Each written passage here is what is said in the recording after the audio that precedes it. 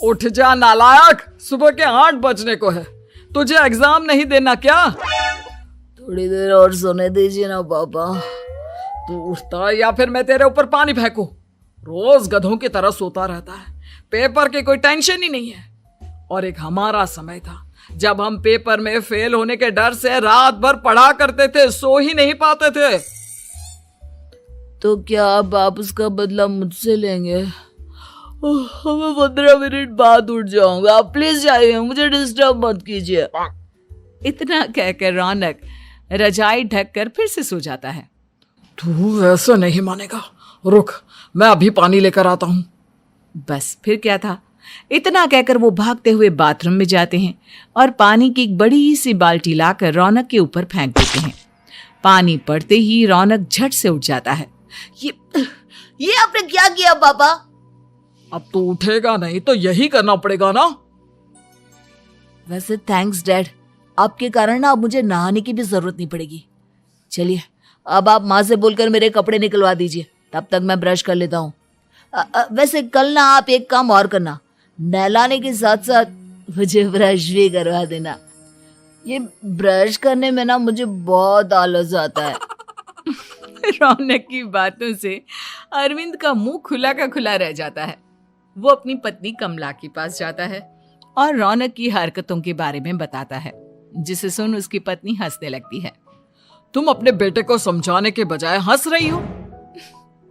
रौनक बच्चा है, धीरे धीरे सुधर जाएगा, आप क्यों उसके पीछे पड़े रहते हो? अभी नहीं सुधरेगा तो कब सुधरेगा? 10वीं क्लास में है रौनक, वो अब कोई बच्चा नहीं रहा। अरविंद की इतना बोलते ही वहां रौनक भी आ जाता है। क्या डैड, मैंने आपको एक काम दिया था, वो भी नहीं हुआ आपसे। अरे क्या हुआ बेटा? माँ, मैंने डैड से बोला था कि वो आपको बोलकर मेरे स्कूल की यूनिफॉर्म निकाल दे, लेकिन मेरे पीछे पड़ने के अलावा इनसे एक काम ढंग से नहीं होता। देख रही हो कमला, देख रही हो अपने लाडले को? अरे आप चुप रहिए जी। चलो बेटा, मैं तुम्हें कपड़े निकाल कर दे देती हूँ बस। ऐसे ही साल पर साल बीतते जाते हैं, लेकिन रौनक के रवैये में कोई बदलाव नहीं आता। वो पहले से भी ज्यादा आलसी और पूरी तरह अपने माता पिता पर निर्भर हो जाता है। 2 साल बाद पता नहीं कहाँ गायब रहता है पूरे दिन, अब तक तो आ जाना चाहिए था। अरे आप इतनी फिक्र क्यों कर रहे हैं उसकी? दोस्तों के साथ खेल रहा होगा, आ जाएगा अभी। ये कोई टाइम है खेलने का? 10 बजने वाले हैं, इतनी रात में कौन खेलता है? कमला कुछ कहती उससे पहले ही रौनक वहां आ जाता है। मम्मी जल्दी से खाना लगा दो, बहुत भूख लग रही है। तुम्हें तब तक खाना नहीं मिलेगा जब तक तुम बता नहीं देते कि इतनी रात गए कहां से आ रहे हो। ओ प्लीज डैड, अब आप एसी पे प्रद्युमन बनकर मेरे सर पर बंदूक लेकर मत बैठ जाना। अपनी फालतू की बकवास बंद कर और बता कहां से आ रहा है। माँ अब समझाइए ना डैड को। बता देना बेटा, इनको भी तसल्ली हो जाएगी। आप बोल रही हैं तो बता देता हूँ, मैं दोस्तों के साथ मूवी देखने गया था, इसलिए देर हो गई। तो इन सब चीजों में मेरे पैसे उड़ाता है। कभी 1 रुपया कमाने के बारे में सोचा है तूने? जब देखो हवा की तरह पैसे उड़ाता रहता है। माँ अब आप इन्हें चुप करा दीजिए, वरना ना मुझे गुस्सा आ जाएगा। अच्छा क्या कर लेगा? बता ना क्या कर लेगा तू? वैसे बात तो ठीक ही है, मैं कर ही क्या सकता हूँ। पैसे तो फिर भी मैं आपसे ही मांगूंगा ना। चलिए अब ये सब बात छोड़िए और मम्मी मेरे लिए खाना लगा दीजिए। अभी लगा देती हूँ बेटा। मैं बता रहा हूँ कमला, एक दिन ये ऐसे ही बिगड़ जाएगा। उफ़ो, आप क्यों इतना पीछे पड़े रहते हो मेरे बच्चे के? बाद की बात में देखेंगे, अभी आप शांति से उसे खाना खाने देंगे। अगले दिन डैडी मुझे 10,000 रुपए चाहिए। हाँ? अब इतने पैसे क्यों चाहिए तुझे? डैड आप बिना सवाल किए कभी पैसे नहीं दे सकते क्या? जब तक तू बताएगा नहीं तुझे पैसे भी नहीं मिलेंगे। अरे अब आप अपने बेटे को पैसे भी नहीं दे सकते? नालायक, तेरी उम्र के लोग नौकरी करते हैं और एक तू है जो नौकरी करने का नाम ही नहीं लेता कभी। आप लोगों के होते हुए भला मैं नौकरी क्यों करूं? अरे हम कब तक पैसे देंगे तुझे? तुझे भी तो अपने पैरों पर खड़ा होना होगा ना। कौन सा उधार के पैरों पर खड़ा हूं? अपने ही तो पैरों पर खड़ा हूं मैं।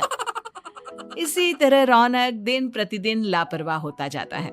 उसकी लापरवाही को देखते हुए अरविंद और कमला अपने बेटे की शादी कराने का फैसला लेते हैं और 1 महीने के अंदर अंदर ही रौनक की शादी मेघा नाम की लड़की से करा देते हैं। शादी के कुछ दिन बाद, रौनक, मुझे एक अच्छी सी साड़ी चाहिए, आप ला दोगे ना? हाँ, क्यों नहीं। कितने तक की आती है साड़ी? यही करीब 5,000 तक की। तुम चिंता मत करो, मैं आज ही डैडी से पैसे मांगकर तुम्हारे लिए साड़ी ले आऊंगा। आप कब तक ऐसे ही अपने पापा से पैसे मांगते रहेंगे? कोई अच्छी सी नौकरी क्यों नहीं कर लेते आप? अरे डैड के होते हुए मुझे नौकरी करने की जरूरत ही क्या है? पर आप ऐसे कब तक उनसे पैसे मांगते रहेंगे? कुछ आपको अपने दम पर भी तो करना होगा ना। अब तुम भी बाकी लोगों की तरह मुझे ज्ञान देना शुरू मत कर देना। साड़ी चाहिए ना तुम्हें, मिल जाएगी बस। इतना कहकर रौनक अपने पिता से पैसे मांगने चला जाता है। डैडी, मुझे 5,000 रुपया चाहिए। अब 5,000 क्यों चाहिए तुझे? वो मेघा को साड़ी चाहिए थी। अरविंद आगे बिना कुछ कहे चुपचाप उसे पैसे निकाल कर दे देता है। कुछ दिन बाद, तुम्हें नहीं लगता कमला, रौनक हम पर पहले से भी ज्यादा डिपेंड हो गया है? मुझे तो अब उसके भविष्य की चिंता होने लगी है। कल को हमें कुछ हो गया तो वो क्या करेगा? काश तुमने पहले ये सोच लिया होता तो आज हमारा बेटा इतना लापरवाह नहीं होता। तब मुझे कहाँ पता था कि मेरा लाड प्यार उसे इतना बिगाड़ देगा कि वो इस हद तक लापरवाह बन जाएगा। कोई बात नहीं, अभी भी देर नहीं हुई। मुझे पता है उसे कैसे सुधारा जा सकता है। कैसे? अरविंद कुछ कहता उससे पहले रौनक वहां आ जाता है और पैसों के लिए हाथ फैलाने लगता है। डैड, मैं और मेघा बाहर घूमने जाना चाहते हैं। अरे वाह, ये आज सूरज कहाँ से निकला है? Dad please. अच्छा चलो अब मुद्दे की बात करो। मुझे अब 25,000 चाहिए। अब तुम्हें 1 रुपया भी नहीं मिलने वाला। अगर तुम्हें पैसों की इतनी ही जरूरत है तो कोई ढंग की नौकरी कर लो। मम्मी, आप कुछ कहिए ना डैड को। बेटा, वो गलत क्या बोल रहे हैं? ये सब हम तेरे भले के लिए ही तो कर रहे हैं। मम्मा, मैंने बताया ना आपको, मुझे नहीं करनी कोई जॉब वॉब। तो ठीक है, निकल जाओ हमारे घर से। तुम्हारे जैसे लोगों के लिए मैंने ये घर खड़ा नहीं किया है। जितना ये घर आपका है ना, उतना ही मेरा भी है। मैं कहीं नहीं जाने वाला। जाना तो पड़ेगा ही तुझे, क्योंकि अब मैं तेरा कोई भी खर्चा नहीं उठाने वाला। ठीक है, मत उठाइए मेरा खर्चा, मैं अपने दम पर भी जी सकता हूँ। तो बेशर्मों की तरह अब तक यहाँ क्यों खड़ा है? अपना सामान ले और निकल जाए यहाँ से। रौनक पैर पटकते हुए वहां से चला जाता है। घर से निकालना जरूरी है क्या उसे? बिना पैसों के कौन रखेगा उसे किराए पर? अगर उसका भविष्य सुधारना है तो हमें अपने दिल पर पत्थर रखकर ये कदम उठाना ही होगा। दोनों बात कर रहे होते हैं कि रौनक अपनी पत्नी के साथ एक बड़ा सा बैग लेकर घर से निकल जाता है, लेकिन घर से बाहर उसे कोई भी मुफ्त में अपने घर किराए पर नहीं रखता। अंत में थक हार कर वो फिर से अपने घर चला जाता है। क्या हुआ? थोड़ी देर पहले तो दहाड़ते हुए घर से निकला था, अब क्या हुआ? नहीं रखा ना किसी ने तुझे किराए पर? डैड प्लीज, मैं कुछ दिनों में कोई अच्छी सी नौकरी शुरू कर दूंगा। आप तब तक तो हमें रख लीजिए प्लीज। सुबह से रात हो चुकी है लेकिन कोई हमें रखने को राजी नहीं है। अब आप ही बताइए, इतनी रात को मैं मेघा को लेकर कहाँ जाऊंगा? ठीक है ठीक है, बहू की वजह से मैं तुझे घर पर रख रहा हूँ, लेकिन तू इस घर में एक बेटे की नहीं बल्कि एक किराएदार की हैसियत से रहेगा। 3 महीने हैं तेरे पास। इन 3 महीनों के अंदर अंदर मुझे तेरी पहली तनख्वाह हाथ में चाहिए, समझ गया? पक्का डैड, इन 3 महीनों के अंदर अंदर तो कोई बढ़िया सी नौकरी ढूंढ ही लूंगा मैं। ऐसे ही धीरे धीरे समय बीतने लगता है और अरविंद के दिए 3 महीनों में से 2 महीने बीत चुके होते हैं। पापा जी ने हमें 3 महीने दिए थे, जिसमें से 2 महीने तो बीत चुके हैं। अब ये आखिरी महीना बचा है।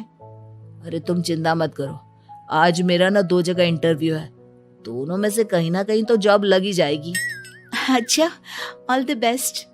रौनक इंटरव्यू के लिए निकल जाता है, जिसके बाद शाम में रौनक घर आता है। कैसा गया इंटरव्यू? आपकी नौकरी लगी या नहीं? अरे पहले सांस तो ले लेने दो अच्छे से। बताइए ना, मुझसे तो जरा भी इंतजार नहीं हो रहा है। वो दरअसल बात यह है कि मेरी नौकरी तो लग चुकी है, लेकिन पैसे बहुत कम है। कितने पैसे हैं? 15,000। इतने में अरविंद और कमला मिठाई का डिब्बा लेकर आ जाते हैं। बधाई हो बेटा। हम जानते थे तेरी जॉब जरूर लगेगी। लेकिन मेरी सैलरी बहुत कम है मम्मा। कम है तो क्या हुआ, धीरे धीरे बढ़ जाएगी। हाँ बेटा, हम तो बस चाहते थे कि तू अपने पैरों पर खड़ा हो जाए। मतलब अब आप मुझे घर से नहीं निकालेंगे? नहीं, ये सब हमने तुझे जिम्मेदार इंसान बनाने के लिए किया था। Thank you mummy papa. अगर आप दोनों ऐसा नहीं करते तो मुझे कभी अपनी जिम्मेदारियों का एहसास तक नहीं होता। आज आपने मुझे सिखा दिया कि इंसान का अपने पैरों पर खड़ा होना भी जरूरी होता है। इतना कहकर रौनक झट से अपने माता पिता के गले लग जाता है और अपनी कमाई की पहली तनख्वाह वो अपने माता पिता के हाथ में सौंपता है। इस तरह रौनक एक गैर जिम्मेदार व्यक्ति से एक जिम्मेदार व्यक्ति बन जाता है।